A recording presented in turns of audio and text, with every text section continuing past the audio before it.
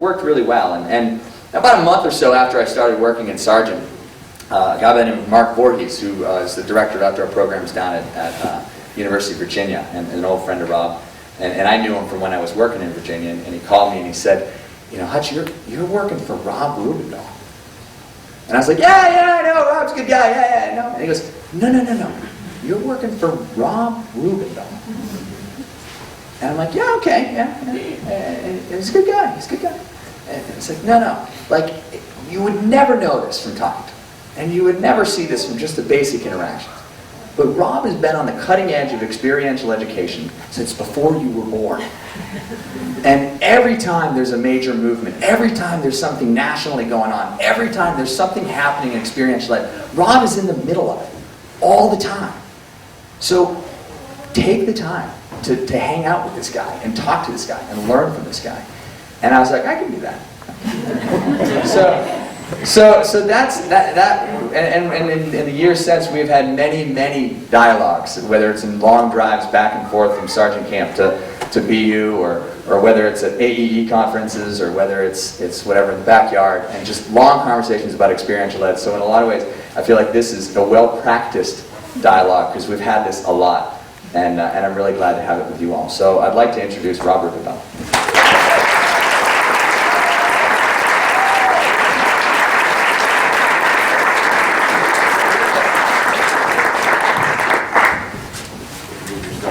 I'll move myself. All right, you ready? I'm ready. All right. Well, let's start where it all began. So, initially, how did you get involved in experiential education? How did you get into this whole mess that then consumed your life? Well, first let me say, Hutch's introduction was very flattering, and I'm not quite sure what it says about the state of experiential education in Virginia, but I certainly don't see myself as having always been on the cutting edge of the field. I sort of think of myself more as a Forrest Gump. I've just been here and things have been happening around me. And, the names up here, I think, indicate that part of this is all about those of us that have been around long enough that we're starting to worry about maybe we won't be around much longer, so we better talk to them. So it's kind of a mixed blessing, but I really appreciate the honor of being here and talking with you tonight, Hutch. I guess like many of us, I got into experiential education accidentally. I grew up in central Pennsylvania. I love being outdoors. I did the Boy Scout thing. I did a lot of hiking on my own, I think I learn best intra-personally, so I naturally like to reflect on experience, and I like to gain experience so I can reflect on it. But I went to a fairly elite Northeastern college here, and I guess I was probably thinking about going on to law school or something after college, because I certainly wasn't prepared to do anything meaningful coming out of 4 years of a liberal arts curriculum like that. And it was actually a little frustrating. People would ask me, well, what are you going to do? And I said, I don't know. I really don't know what I want to do, but I know one thing I will never do is I won't teach.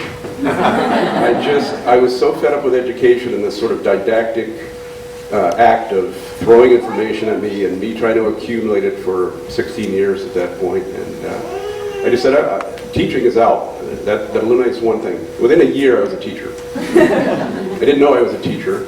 I had a friend and a mentor who became a mentor for me, who was a superintendent at a school district out in western Pennsylvania. And he had gone to a workshop in New York City on this new, what we were calling adaptive outward bound process. Outward bound got well established in this country, as you know, in the mid-60s, and had several schools up and running by the mid-70s. But they sort of stopped there. They had an opportunity at one point to take a Ford Foundation grant and really institute adventure education into all the schools in the country. And they chose not to. They said, no, we belong in the wilderness, and the 28-day program is what we want to do. And so out of that came these adaptive outward bound programs where money was spent, grants were written to take the outward bound concept and philosophy and really try to integrate it into different settings, one of which was public schools. So he had gotten one of these grants, and he hired a couple of outward-bound instructors from North Carolina, and he had a person that reported to him that was supposed to run the program, although she knew nothing about the outdoors and was scared to death to even think about sleeping in a tent. And then he and I were having a conversation about outdoorsmanship and who could do what, and he said, look, if you really think if you've got it, I got a position for you. Come out and you can be the, I'm not sure quite how he described it, but it turned out to be the sort of logistics grunt for this new program. Washing the sleeping bags, buying the food, learn how to drive the school bus to get the kids out in the woods. And I said, great, I'll try it. And I loved it. It was just the coolest thing to go out for 5 days at a time and run a typical ropes course, backpacking, solo, rock climbing. We did a lot of group processing and values clarification with the kids. They were high school kids that were just not performing up to snuff. And they wanted us to bring these kids back, a little bit more self-concept, a little bit sort of self-confident and, able to achieve than they were. So that's how I got started. And within a couple of months I was an instructor and just worked with the program for about a year and decided this could be something. Now, in this period in the 70s too is when things like Project Adventure and ropes courses and things like that are starting out, and you had a fair amount of involvement in that piece too, as far as building ropes courses and running those kind of things. So tell us about what the early days of running a ropes course was about, or building a ropes course, or that whole thing, that whole industry, and how that was when it started. Well, in this same job, one of my first tasks was to build a ropes course. And I looked at my boss and I said, I don't know what a ropes course is. How am I going to build one? They said, well, they have one down the road here at this place called Butler Community College. Get out and check it out. So I went down, and there was another outward bound instructor. This guy was from Minnesota. His name was Benji Simpson.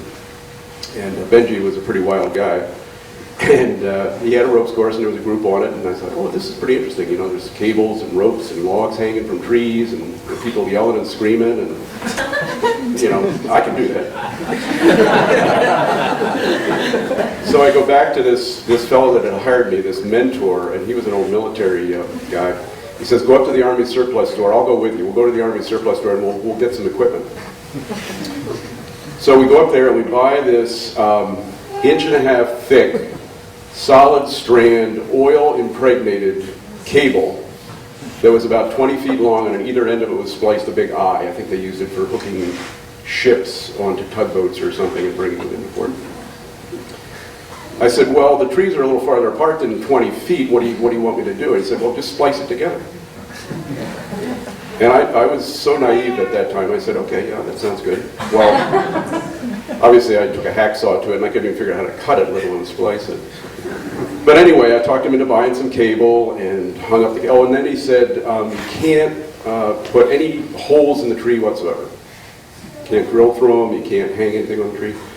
So I said, well, this is going to be a problem. How am I going to get the cable to stick to the tree?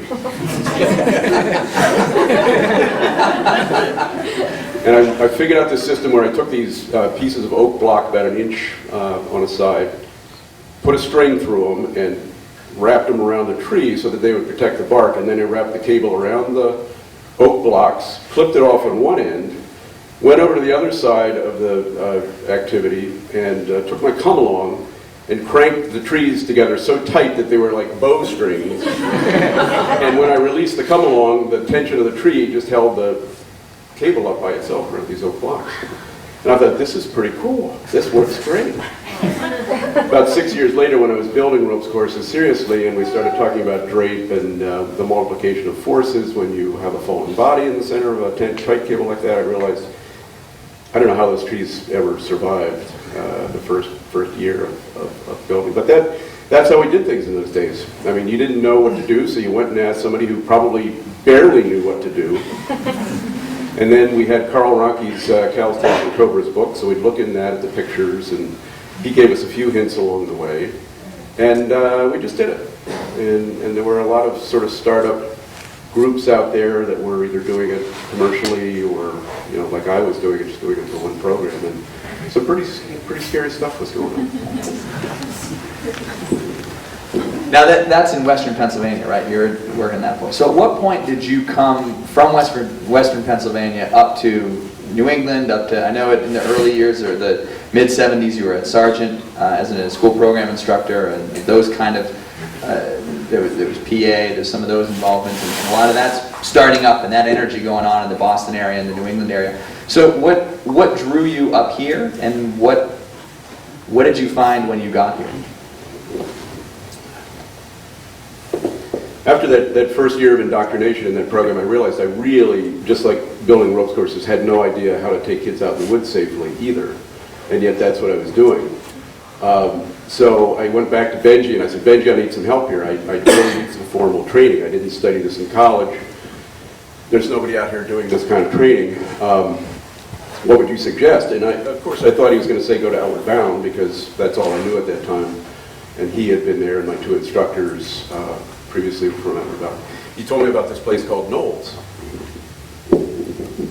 And he said, if you really want to learn about outdoor leadership, and you really want to work on your skills and your competency, you should really go to Knowles, not Outward Bound. So I saved up my money and I signed up for a semester course, spring semester course at Knowles, which was just absolutely transformational for me. I really learned to be comfortable in the woods. I really learned all the things that I was doing wrong. I really got excited about being an outdoor instructor and helping people come back. Get out in the woods and learn and grow through that. So when I finished with that, I knocked around and I did a few sort of itinerant kinds of things. And I ended up that same fall coming back to New England, where I'd gone to school, and a friend of mine had gone to Boston University for his graduate program. And he said, you really got to check this place called Sargent Camp out, because we did our freshman or our first year orientation for his master's program up there. And he said, they're doing all this great stuff that you're into, man. They're jumping off bridges, they're climbing up trees, and it's really cool. And I said, great, I'll come up and check it out. So I came up and I checked it out, and they were hiring some interns, and I had about as much background as anybody at that time that they had hired. And they said, sure, come on board. So I started work at Sargent Camp, and there I met a few friends who also had dabbled in building some ropes courses. They had done a little work down at BU and had done some of the work at Sargent Camp. And these jobs, when you were an intern in those days, they didn't pay you anything, so you had room and board, and you really didn't have any money to spend. So we were trying to look for gainful employment, and one of the things we decided to do was form a little company to bid on ropes courses. And at that time, really the only people that were out there that were nationally known or even regionally known was Project Adventure. And they were, of course, they had some grant money behind them, so they were getting a lot of work. And we decided, rather than go after the schools where the grant money was available, we would go after camps and other kinds of special programs like that. So for a while, we ended up doing the circuit and competing with Project Adventure for various kinds of contracts. Here's another interesting story. That the first ropes course we built, we thought it would be really cool if we got cable that was coated with this little plastic coating on it, because then it wouldn't rust. And it was black and it looked really cool. And we built an entire ropes course. I think they probably had $15,000 or $20,000. So in those days that went a long way. We had lots of stuff hanging up in the trees. And the phys ed instructor who had hired us called us about a week later and he said, we got a problem down here, guys. Oh, what is it? I said, well, every time you fall with a carabiner on that cable, that plastic coating breaks. And now we've got plastic hanging all over the place. The carabiners won't slide across it. It's not working. So we had to get down and basically rebuild the whole course. But we learned a lot in those days. So in a lot of that, when you were starting out, I mean, the ropes course, people didn't know what ropes courses were, did they? I mean, that wasn't a really big thing. So how did you make those connections to some of those camps and those organizations and the institutions that were out there in explaining what this stuff was? Or I mean, and how did you interact with PA or with other companies that were out there? I mean, was there things like AEE we take for granted that we all come together like this? Were there opportunities for this at that point in the Northeast? Yeah, we did some regional AEE meetings. We didn't have a formal region at the time, but there were some meetings that were set up in the Northeast for people who were AEE members. The other organization that we were lucky enough to get involved with early on was the President's Council on Physical Fitness and Sports. And they saw outdoor adventure education as a real opportunity to get kids into a more, robust, active lifestyle. And they would sponsor conferences at various universities around the area. So there were 5 of us in this company. We really didn't have much money to spend on marketing. But we would go to these conferences. And one time we didn't have a vehicle that all 5 of us in our gear would fit in. So we went down to the local rent-a-wreck, and we got this big white station wagon we called the White Whale. And I think it was $10 a day. We threw all the stuff in the back. We looked at the tires and we said, I don't think these tires are even going to make it up to Maine, which is where we were going. So we stopped at the junkyard and threw an extra tire in the back of the car, which we needed on the way up. But we would do some crazy things. We'd go into these big gymnasiums and we'd hang stuff from the rafters that people could climb around on. And usually what we would do is, as people came into our session in the big door of the gym, we'd have somebody come zipping down a rope zip line off the rafters, and that would be the kind of wow that would hopefully start the show off well. I remember we had one of our partners was a big guy, and his partner was relatively small, and we had I think we had a rope ladder going up to a postman's walk in the middle of the gym. And his partner was belaying him, and he was demonstrating how to come down, and if you fall, what would happen. And as we just basically had the rope going up through a pulley and down to a harness. And as he stepped off the activity at the top, his partner just started rising into the air. Because there was a pulley, there was no friction, and she didn't quite know what to do, but she fortunately just kept her hand on the brake, and they met about halfway up, eye to eye,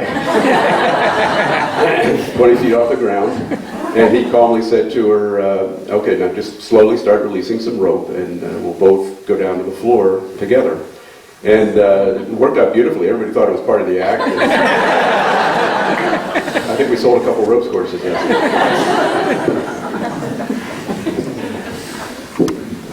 Now you made a quick move, a relatively quick move from the bus driver to owning your own company and building your own ropes courses in that career. But that you have those movements that we all go through when we're trying to figure out if we like this business and we want to do this as a career. How do we make that next move? And so in starting a company and then figuring out how do I make this company work, and partnering with other organizations and figuring out how do you make that business run and maybe at some point, I think in your career, that choice of going to higher education and working within that profession as opposed to completely independently. And can you speak a little bit about some of those challenges and those career decisions that you had to face as you were making those moves to figure out how do you stay in this business?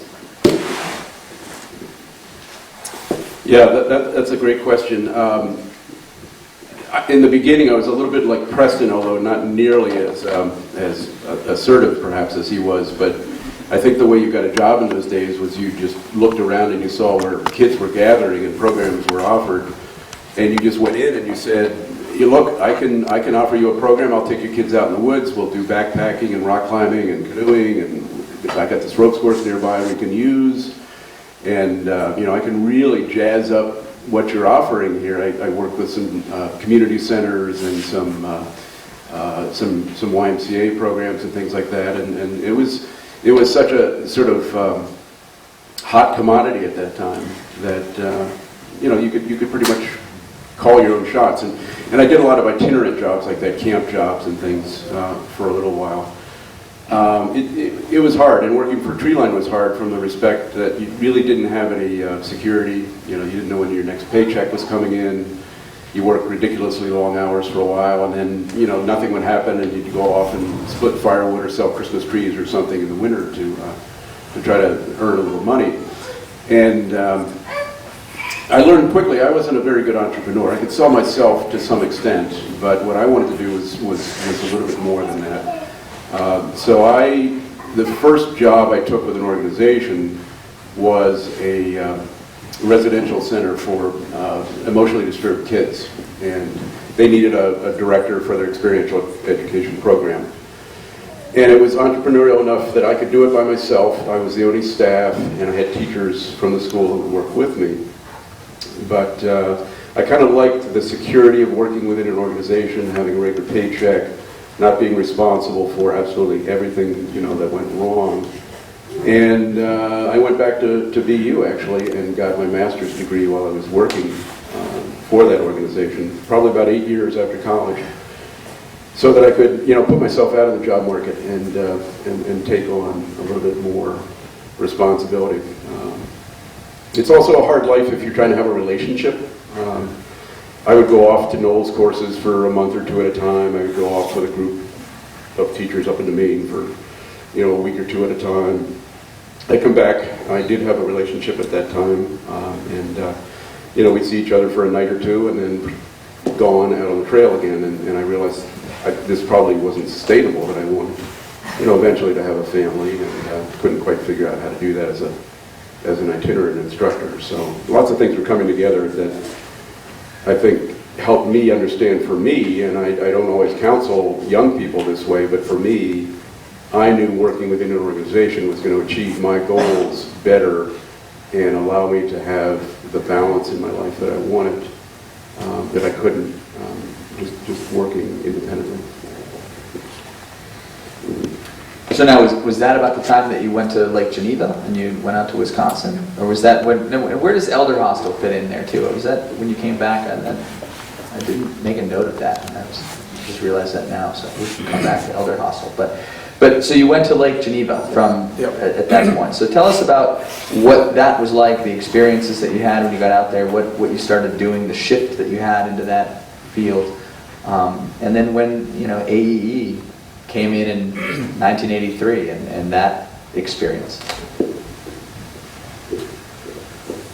Yeah, a lot of things happened when I went out to Lake Geneva. So every job I've had since 1983 has had some, it happened because of AEE. That one I saw in the jobs bulletin and went out and took a look at it. They wanted a assistant program director to basically start this adventure program and then help out with the sailing program and some of the other more traditional recreation programs that were offered at this college campus up in college camp, I guess you would call it, up in Wisconsin. The college itself was in Illinois. So I came out, I was paid about, $10,000 probably at the time, and I thought this was great, paycheck and, insurance and all that. And within a couple of years, the director of the camp decided that what he wanted to do was consolidate all the different educational programs that we had there. We had an outdoor environmental program, we had an adventure program that I had started, and we had this recreation program under one roof. So he decided to hire a director of programs, and I applied for the job and I got it. So that was a huge shift for me from running ropes course programs, marketing ropes course programs. We started a ropes course training workshop series out there at the time for people in the area that was very successful. Shifting from that to more of an administrative, hiring people and making sure they had what they needed to run programs properly and sort of set the direction as opposed to being the hands-on. And that's about when I ran into AEE, because in 1983, anybody go to that 1983 International Conference? Keith, of course. It was in Lake Geneva, right at my site. I had had some experience with AEE before that, but when I happened to be at the host site, of course, I got to see a lot more of it, and I decided this is really an important organization. I need to be part of that. And not every year, but certainly 90% of the years since 1983, I've been part of the annual conference and most of the regional conferences. And about that time, the regional structure for AEE was coming into play. So I think we had a Northeast region, and we might have had a Southeast region, and there were a couple of others that had sort of taken the initiative to get set up. And of course, Boulder said, well, if we've got two regions, we need regions everywhere. And one of the ones that we didn't have was in the heartland. So I got to be in on the ground floor of the I think they called it the Midwest region originally, but it became the Heartland region. And in doing so, got involved in running a pre-conference on peer review. Now at that time, there was a debate going on in AEE as to whether we should be accrediting programs, certifying instructors who work in programs, or just doing peer review. Peer review, for those of you that are not familiar with that, it was a very informal process by which we had a sort of set of guidelines that we would look at various programs through and just use folks from other campuses that were like ours to come on board and take a look and give us some feedback. And people like Keith and myself were very much in favor of keeping it that way. Let's just keep it simple, let's keep it inexpensive, we don't need to make this complicated. So we were doing a lot of peer review in the region, and accreditation also was gaining some traction and ended up winning out in the end in terms of what AEE would sponsor. But as part of that, the folks from Elder Hostel started coming to our conferences because they were getting into active older adult programming. And they did it by using college campuses that would often subcontract out, the adventure parts of it, the more active parts of it, and they didn't know how to evaluate these programs. So they came and they looked at our accreditation process, and they really wanted somebody to set up an accreditation process for them, and they ended up creating a position as a program director there, and I went to work for Elder Hostel in 1994 and developed an internal set of standards and a review process that they used and still use today, as far as I know. That was still in Wisconsin, or was that back in New England? That's back in Boston. So you came back to Boston, would you say 94? When you got back, so you're back into the New England region, you'd been in the Heartland for a while. What was AEE like? What was this community like at that point in time when you came back to it? And what did you see change in the years after? Well, regions at that time, I think it was fairly common that they go through some ebb and flow based on the leadership. I want to take a moment to thank the folks that are on the council now here in the Northeast. We are very well led. We are very strong. There's been a tremendous stepping up of people with turnover on the council to take those positions. When I came back in '94, we had a conference up in Mira Vista, which was pretty well run. And then that following year, the council just evaporated. They just ran for the hills. There was no leadership, and it looked like the region itself might actually just dissolve. We didn't have a conference plan for '95, and things were in a little bit of shambles, which shocked me because when I had left New England, we had a very strong region, and we were probably more active here than any other region had ever been. And I had just come back from the Heartland, where we had also had a very strong new, region developed. So it was a little bit surprising to see us struggling here a little bit. And anyway, I said, I'd be happy to jump in. I helped a little bit with the Heartland region, and I just need some good people around me that we can form this council. We can get this thing done. And we managed to pull together a conference. It was a day conference at Lowell, at UMass Lowell in '95, and then after that the folks at UNH stepped in to host the conference the next year, and the council got a little bit stronger, and we finally got back on track. And then a really exciting thing happened at Durham at the UNH conference. 3 or 4 people who were starting some innovative programming up in Nova Scotia came down to the conference. Of course, they're part of our region. And they were just wild about AEE and wild about what we were doing at the conference. And they said, you know what, we'll do the conference next year up at White Point Beach in Nova Scotia. And we went, yes, that sounds great. We're going to have the first international conference, regional conference. And it was a great resort, and they put on quite a show. It was a very interesting cultural experience, very different than the kinds of conferences we have down here. And unfortunately, we've just never really solidified I think the Canadian membership as well as we should, either within the international organization or on a regional basis. But we've had 2 conferences up there, one in Nova Scotia, one in New Brunswick, and I think that should be a feather in the cap of the region. So now in '99, the international conference was in Rochester, and that was a regional thing, and you were involved in that piece as well. And I don't know how many folks were at that conference, but how did that experience go? I mean, at this point, you're really kind of your career's moving on. You're building more of a program. I don't know if you were at Elder Hospital at that point, or you were at Sargent by then.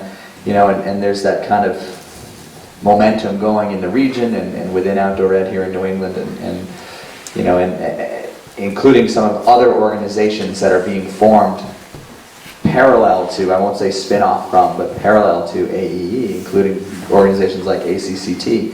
And so, you know, there was a huge difference from it being you guys and you know, Treeline and PA. So what did you see as a lot of the challenges and things that were emerging as these things were happening and there was more specialization and more programs and more things going on and all of that? That's a lot. I'm not quite sure where to start with that one, but yeah, the region was doing very well in the late 90s, and they asked us, we had not had a regional conference in some time in the Northeast, and they asked us if we'd look around as a council and come up with a couple of cities that we could possibly put forth for a site for '99. We ended up in Rochester, New York, which turned out to be a great venue. It's not a real sexy venue, and we had a hard time selling it, but the size of the organization at that time had grown to the point where we needed a pretty good sized hotel and function center, conference center, and Rochester had the best one to offer. A lot of the council members took on charge of running that conference. I initially said foolishly that I would be the convener, and then realized what that meant, and said, "Wow, this is way over my head." So, fortunately, I had someone on the committee that I turned to and said, "Jen Payne, I need some help here. Would you be the co-convener with me?" And she said, "Absolutely. You just need to ask." So, you know, with Jen and her unbelievable organizational skills, helping out the rest of us, sort of neophyte conference staff and host committee, I think we did a pretty bang-up job. But yeah, I mean, there was a lot going on. I was working with, I was at Sargent Center by then. I think it was Sargent Camp still at that time. And had really established myself in a job that I really liked. This is the one I had waited for. You know, I really wanted to run my own center. And working for Boston University was great, and they had a great reputation. I had been there, of course, back in the late 70s, and I knew it. It's kind of funny, coming back to a place where you were an instructor as the director is a real eye-opener. You know, you walk in and you think, oh, this is great, you know, it'll be just like it was 10 years ago, and it's the same people and the same programs, and one day later you realize, oh my God, what have I done? So I had to spend a lot of time sort of learning the new sort of staff and culture and programming and all of that. And it took a while, but that's another story. But at the same time, I got interested in ACCT. And ACCT wasn't really an organization at that time. It was just an annual conference. And it was, initially, it was a bunch of people sitting around in a room, probably, I don't know, 25 of us at the most.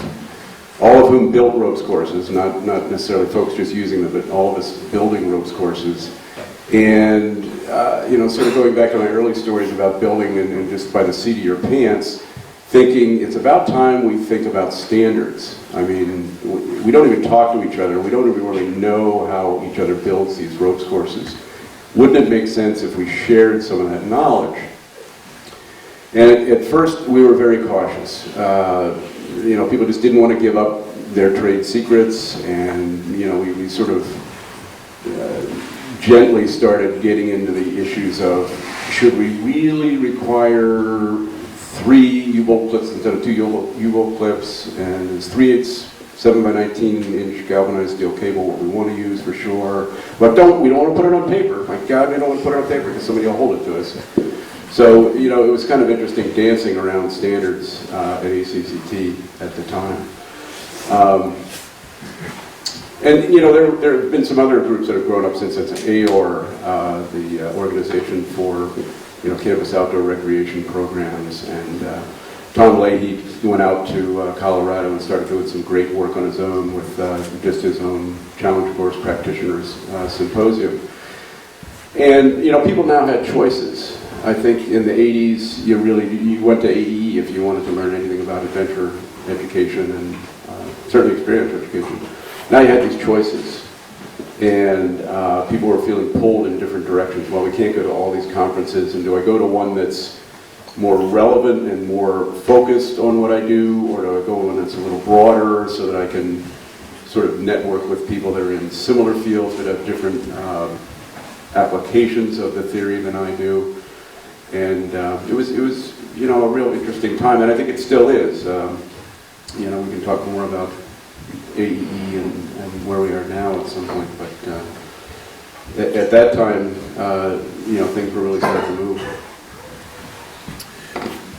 Yeah, and that's one of those things that whether it's looking at professional organizations or it's looking at all the different companies that are here and camps and outdoor programs, the reality is that so many of us, we bounce from one program to another. You know, both as on the instructor level, you know, you work at Sargent, you work at Chimney Corners, you work at Holbert, you bounce around, and then when you become an administrator, you're working at PA, you're working at the Brown Center, you're working at, you know, Thompson Island, like you do the bouncing back and forth, and it's an interesting industry, I think, that we have, where we will walk this line of being, we want to collaborate, but we're also at some level competitors in the industry that we're in. And how have you seen that resolved, or how have you engaged that challenge? Because we're not a very competitive group of people,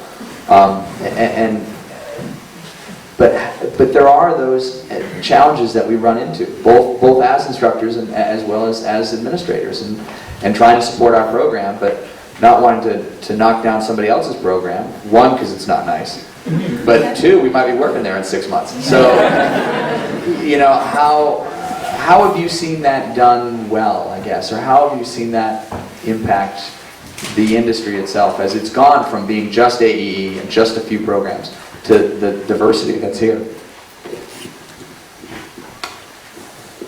Well, I think where I've personally seen most of it happening is within the academic community. And I've had the good fortune of working for 3 different academic institutions.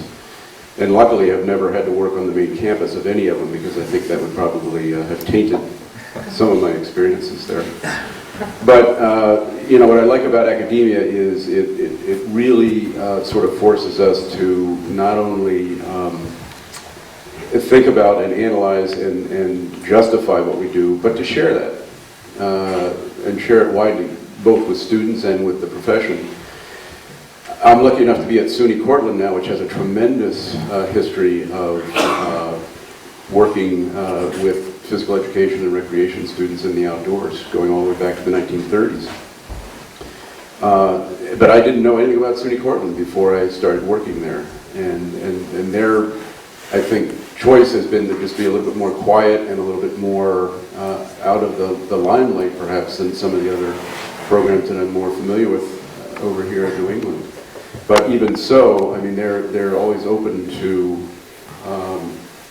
you know, promoting professional development, sending people out to conferences to share and collect information from other programs. I think part of it's a maturing process. I think when you're young and you're inexperienced and you're somewhat naive and insecure, you know, you tend to guard your knowledge pretty carefully. A, because you don't have a heck of a lot, and you know, B, because you whatever you do have, you want to make sure that nobody else gets it. And that's just the way our field has been. I think we've grown beyond that, and we've matured to the point where we know there's plenty of work out here and plenty of business for all of our programs. And certainly it does disservice to everyone if we cast aspersions on one another and try to corner business of one kind or another from our competition. I remember when I first got to sergeant, it was one of the drives that we went to Boston and back, and Jamie and I, my wife Jamie and I had talked, and we were living at the camp, we were living at one of the cabins, and we had talked about getting a dog, and I knew somewhere in the staff manual it said that full-time staff could have a pet, and I was like, I don't know if it's a good idea. So we got on the drive, we got to the camp, finally got back, and I was like, so Rob, I got a question for you. I know it says I can have a dog, but is it a good idea to have a dog? And Rob just looks at me and he's like, don't get a dog. And I was like, okay, good. So then about 2 years later, Jamie, my wife, gets pregnant, and we're going to have a baby. And I was like, Jesus, he's not going to let me have a dog. I'm still living in camp housing. I don't know how he's going to take this. And Rob was super excited, and that was really great, and just and at first we were very much like, oh, we're not going to raise our kid at camp. We got to go move off site. And Rob was one of the first to be like, don't leave, stay, have the baby, stay at camp, be a part of this, and that kind of welcomingness, that energy was throughout the whole camp, and that was really a great thing and a very special thing to become a parent and to bring a child into the world into that kind of environment was fantastic. And not to mention that when we got home from the hospital, there was a beautiful bouquet of flowers that you got for Jamie and a beautiful bottle of Jameson that you got for me. And God bless this man. And, I've already been through that before. Yeah. But one of the things that I've always looked up to you is the relationship that you have with Jesse, and Jesse Rubendal is right here. And this is not Jesse's first AEE conference. And as many of you have noticed, there's lots of kids running around. And I've loved hearing about the stories that you've had with Jesse and sharing the passion for the outdoors and being outdoors and this work that we have, because it is challenging to be a parent and to do this work. And so what are some of the great experiences that you've had with Jesse as a father and as an outdoor educator and having these experiences? And I'll try not to embarrass you too much here.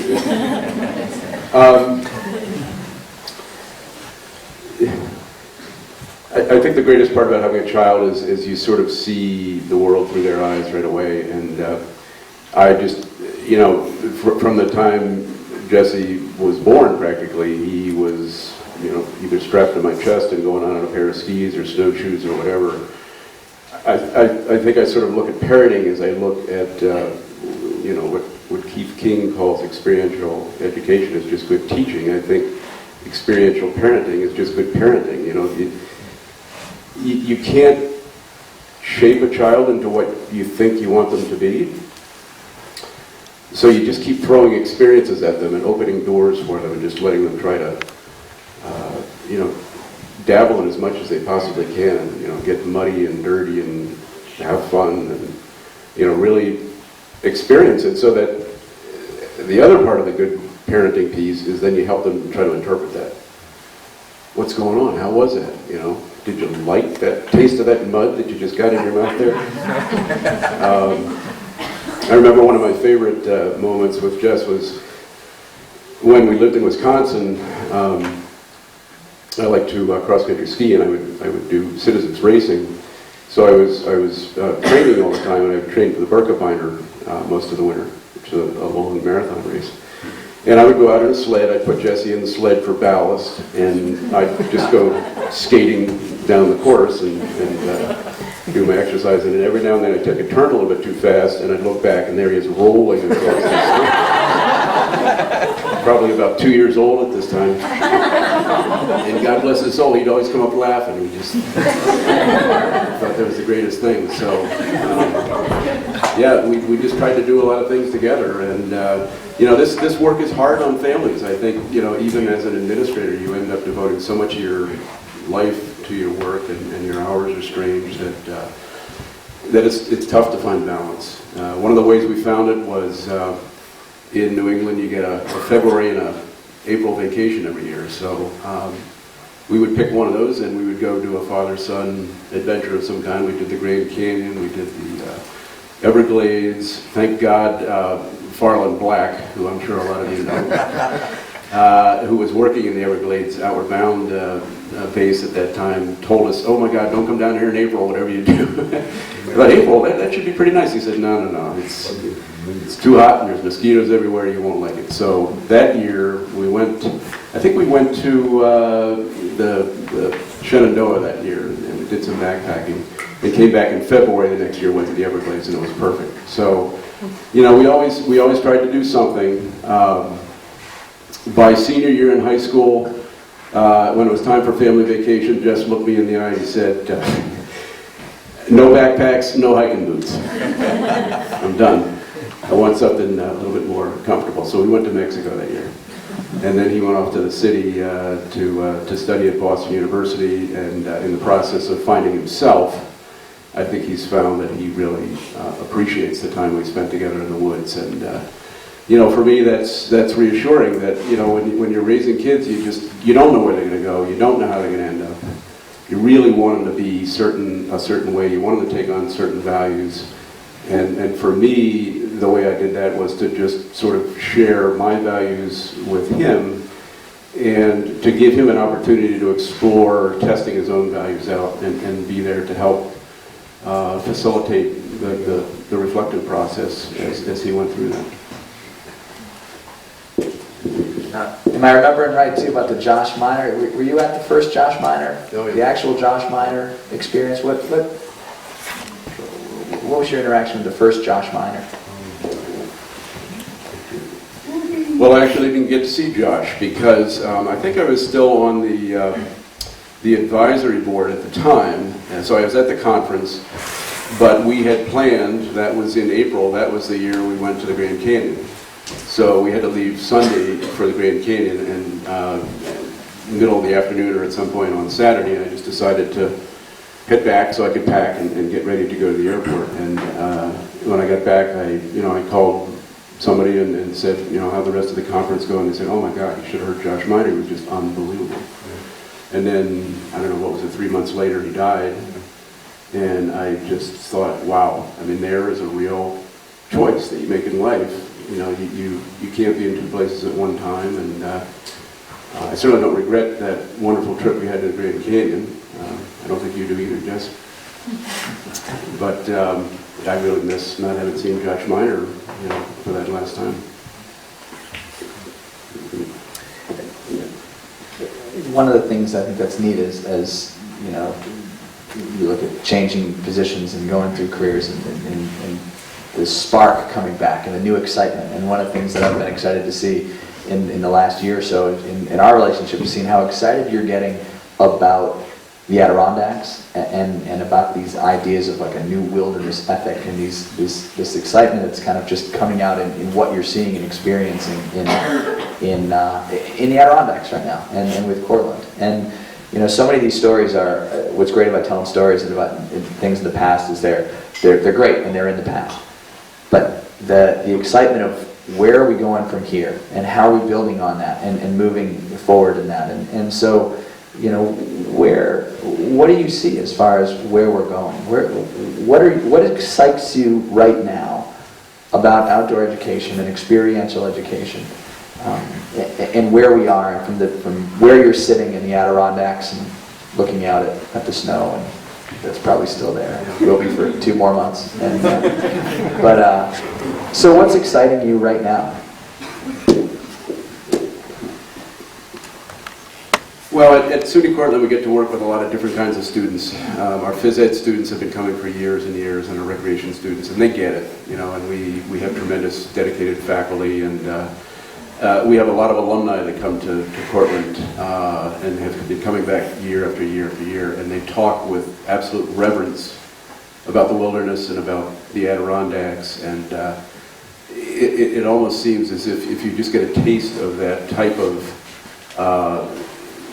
wilderness setting like we have up there, that it never leaves you and that you guide your life to some extent by it. So for me the challenge is how do we affect the next generation with that type of experience? I rack my brain at how I get every student at Cortland to come up and spend some time in the Adirondacks. I just can't do it. I don't have the space or the time. And the other thing that's interesting about where I am, and I'm learning this history, is that the history of the Adirondacks is the sort of reaction to the urbanization of the Northeast in the middle of the 19th century. And whether you were rich or poor, there was this tremendous pulling force driving us into this new wilderness that we had sort of discovered right in our backyard. Only, well, at that time it was about a 28-hour train and stagecoach ride from New York City. But even that wasn't insurmountable compared to going out west to find wilderness. And there was a yearning for that sort of pioneer American spirit. We've lost that, and it was close enough in people's memory and in the history of this country that they could still taste it, and they said, we want that back. And they created it in the Adirondacks. And there was a tremendous battle between the logging companies and the mining companies and the people that wanted to literally exploit that wilderness up there for their own greed. And the people that said, no, no, no, we need this wilderness, we need this tie to nature. And so I teach that history a little bit as part of what I do with students, and as I teach it, I think, how do we do it now? Because I don't think the same pioneer epic, that we're too far away from that now. I mean, we just sort of think about it as Daniel Boone, and it's not real. So I think we need to develop a new wilderness ethic culturally that helps everyone begin to have a new respect for the wilderness, not just to preserve it because it's good, but to enjoy it and to actually be fed by it. Richard Louv tells the story very well in The Last Child in the Woods that, if we move away from that, if we don't have any contact with nature, and if we lose our connection with the natural world, we suffer. We actually get ill, and as a society, we're going to be paying tremendous price for that. So, for me, what's fun is the challenge of how do I get every student at Cortland to have some sort of a wilderness ethic when they come out of there. If I can't get them up to Racket Lake, can I work with them on campus in some of our closer natural areas there? Can we have classes that just have more focus on the importance of the wilderness through literature and art and other kinds of things? We train a lot of teachers, and these are preschool and elementary age and high school teachers, and they go out and they work with hundreds and hundreds, thousands of kids throughout the state of New York and beyond. How do we get them to share that story? How do we get them first to understand that story and then go out and share it with their students? And if I can make even the slightest little bit of inroad in that and help one small institution figure out a way to change the course of human destiny in that regard, I feel successful. As you mentioned earlier, Keith King defines experiential education as damn good teaching. And so my really last kind of question for you tonight is, how do you define experiential education? What is the experiential?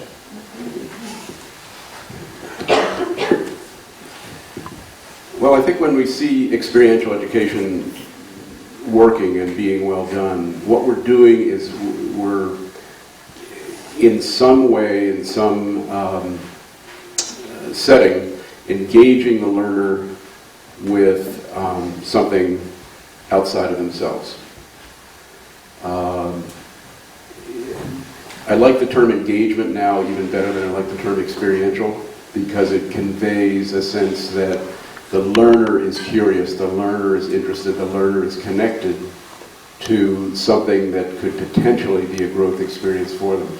And therefore, good experiential education is just providing an opportunity for that to happen, and then being there to help that learner interpret and actually being impelling that learner to go beyond the, oh, well, that's interesting stage. Cliff Knapp's Kurt Hahn address a couple of years ago just really blew me away when he talked about, you know, there's three kinds of knowledge. There's the I know that.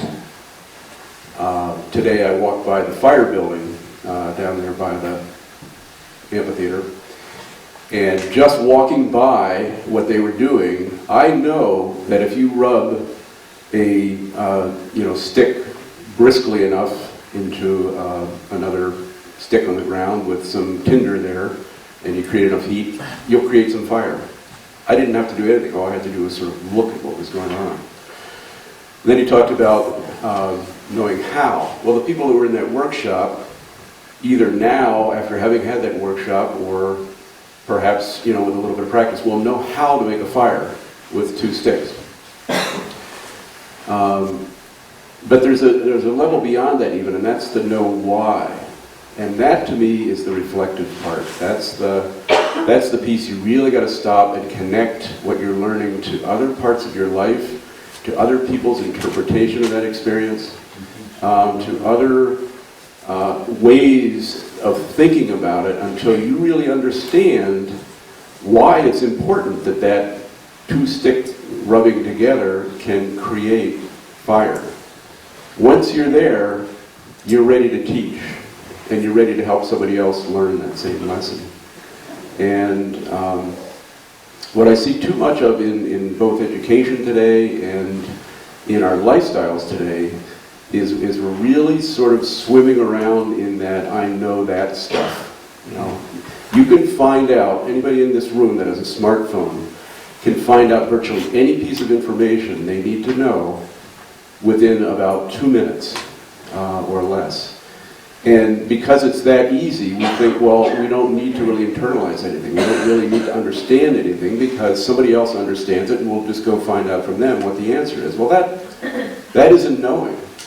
Knowing is possessing and mastering the understanding of why it is that we are here, what we are here for, why we need to support each other, and much deeper lessons than I think we're going to get from a factual, information-based society, which is what we're sort of coming out of.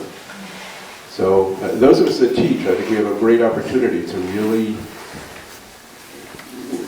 sort of help guide this new evolution in a direction that is going to result in deeper understanding of issues and possessing of deeper skill and knowledge than what the alternative might be.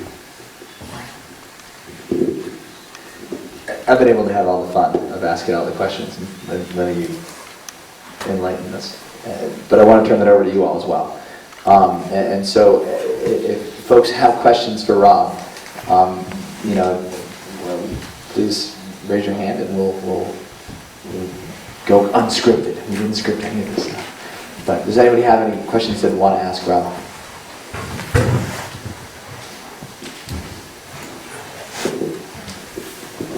Rob, you've done a lot of work with challenge courses, rope courses in your past.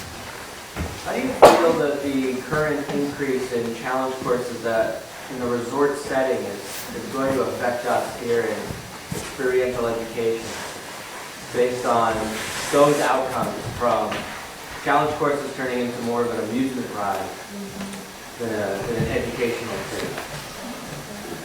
Yeah, that's a great question, and it's one that we've really sort of dreaded having to deal with for many years. I have a good friend, or someone that I've had a friendship with for many years, Jim Liggett, who we would sit around at these early ACCT conferences and kind of have that debate, because he saw steel ropes courses and sort of amusement style ropes courses as the thing of the future and as a way to make money. And a lot of us said, oh my God, that's absolute sacrilege. Ropes courses should only be used within the context of education. You know, but I think like everything else that evolves, there's probably good and bad to it. I got to admit, from a personal experience, I went down to Mexico on that trip that I mentioned to you with the family, and we did a canopy tour down there, where we rode up to the top of a mountain with some mules, and then did about 7 zip lines in a row with a waterfall rappel in the middle. And I have never had so much fun in my life. And of course, I was looking at the way the systems were set up and making sure they were being run properly, and were they, you know, inspected and all that. It was delighted to find out that they were. But I think there's a place for that. I think we'll go a little too far in that direction, and you know, it's going to get a little bit perhaps too corny, and maybe there'll be some accidents and injuries. And I think we've already seen some tightening up of regulation and control from the states, because now they see us sort of moving over into the amusement park industry. So if you're in that industry, well, then the people that inspect amusement park rides need to inspect you. And that's probably going to have a self-limiting effect. And I think there'll always be ropes courses that are used as we think is appropriate within the context of education, and still have meaning. What I'm a little bit more concerned with is kind of that thing I was talking about with know that knowledge and sort of shallow knowledge, that, you know, when we used to get kids out the ropes courses, they'd look at that for the first time and they'd go, oh my God, I've never seen anything like it. I can't get up that, you know, and we'd sort of use that as a way to, you know, give them motivation to get through the rest of the program and be excited about that zip line on that final ropes course. And now, I would say 90% of the kids, by the time they hit high school, that see a ropes course say, oh yeah, I've done 2 or 3 of those. And it's so difficult to work with someone until they realize that, no, you haven't seen this ropes course, and you haven't had this experience with this group of people. And you need to push beyond that initial reaction of, I've been there, done that, and this is not as high as the last one I did, kind of thing. So that's challenging for us as educators.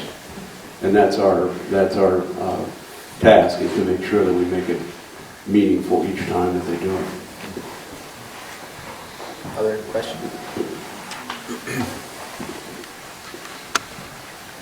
Hutch mentioned your work with GPS units, and I just wondered what you thought in terms of like the current technology out there holds the most promise within the field, and how you see it being used as we move forward. The GPS technology? Just technology in general. Technology in general. Yeah, the only reason that I got into GPSs was that, you know, it was another way that Jess and I could connect. We'd go out and do geocaching when, you know, geocaching was sort of getting off the ground, and that's really what we did in that workshop Hutch was talking about. Now we use it a lot more sophisticatedly than that. I was working on a project a couple of years ago with some folks back in New Hampshire that I thought was pretty exciting. We're trying to get kids outside. We want to lure them outside. We want to impel them to go outside. And this project we were working on was, I don't know if you're familiar with Where I Go technology, or Where I Go software or not, but you can go on the internet and you look up Where I Go, and there'll be parks where you go with your GPS device and you solve riddles, or you download stuff from the internet that you can then do with your GPS at these parks. And what we were trying to do was create environmental education lessons that would be so fun that kids would go on the internet, like they do now, or, you know, game playing. You could do it with a video game too. And in the middle of the game, you'd be stuck if you didn't get your parents, have them take you to this place nearby with your GPS device, and go figure out the mystery to the, you know, the dead tree monster or something like that would just begin to get them out there to the point where they and their parents would say, hey, you know, this is pretty cool out here, you know, and oh, look at that over there. And then maybe the next one takes them a little farther into the woods. And so that's just one example of where I think the nexus of the environment and technology can take place. We know technology is alluring, and we know it's where kids are. So we've got to use it to to get to what we want to get to in the long run. If we just ignore it and say it's bad, it's going to overwhelm us anyway, and we're not going to have any impact. We have probably time for one more question. Where's my ringer out there? Come on.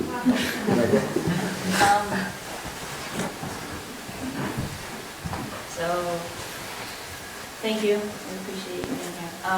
You've done a lot of work in outdoor education, and it's my understanding that AEE was rooted in adventure education, outdoor education, but I'm wondering where you see other forms of experiential education like service learning or study abroad, where those might fit in with AEE in the future, if they do. I'm really glad you asked that. AE has struggled in its 30 or so years of existence with who we are and who do we include under the tent. When I was on the board, one of the things we did was take a look at how other countries define AE, and then the next year we looked at how do people use AE other than being AE members. So we looked at people who come to conferences, we looked at people who were AE members and aren't AE members anymore. And one of the things that we got back from it was, I'm an art therapy teacher, or I am a equestrian therapy instructor, or I work with corporations, and what I really need to do is I need to go to a conference that focuses specifically on that kind of work and that kind of population. But every now and then, I like to come back to AEE because it's the only place that we really have a rich dialogue about the philosophy of experience and the methodology of experience. And we have it with people that do things that are widely different from what we ourselves do. And in doing that, I think two things happen. One is, we get some great ideas that we would never get talking to people within our own circle, if you will. And the other thing is we sort of push the envelope on the philosophy and the methodology. And I think that's what AEE really is all about, is being that place where we who are thinking about it and working with it take it to a new level and sort of digest it to the point where it can then come back out and be used by practitioners in all these different fields. But if we don't carry on the banner of learning from experience and using it in all these different settings here in this forum, then I think it will probably sort of fade away as an educational tool that was used in the 20th century, and we just don't do it anymore. Preston was talking last night about, AE needs to find a mission, and what I think we're really good at AEE is we're really good at networking, and we're really good at getting people together to talk about what they do with each other and share that. We're really good at theory, and we're really good about talking about experience. But what we're not really good at is putting that in action. We're almost afraid sometimes to get involved politically or actively on some things because we're so diverse, and we're not sure that everybody's on board with that.